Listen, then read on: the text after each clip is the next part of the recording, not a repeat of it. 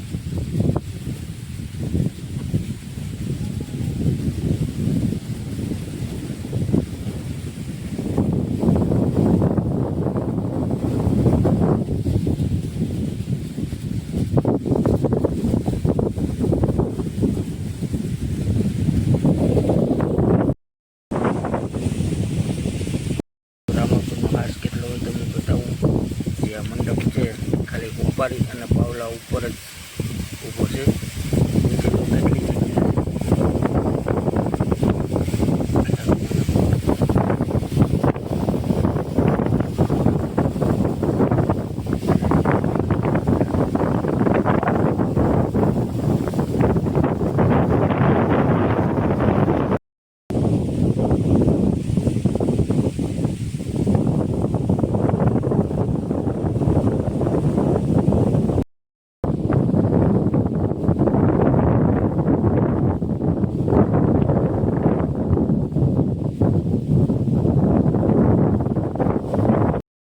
રામાપીરનો મંડપ હોય તેની પ્રદક્ષિણા કરતા હોય કે સાંભળી. તો અત્યારે રામાપીરનો મંડપ ખડતો થઈ ચૂક્યો છે, એટલે અમે જે ઘોડી આપેલી હોય ત્યાંથી મંડપ રસ્તામાં સુધીની પ્રદક્ષિણા કરીએ.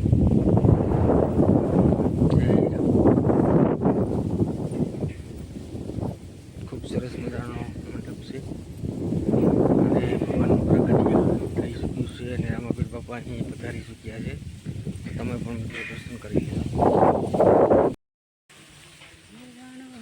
નરાય બાર બીજ ના ધણી, રણુજા નરાય બાર બીજ ના ધણી, આવો રામાપીર તમે ઘોડલે સડી, હે આવો રામાપીર તમે ઘોડલે સડી, હે ધૂપના દવાડા કરું ઘડી રે ઘડી, ધૂપના દવાડા કરું ઘડી રે ઘડી, આવો રામાપીર તમે ઘોડલે સડી. રામાપીર બાપા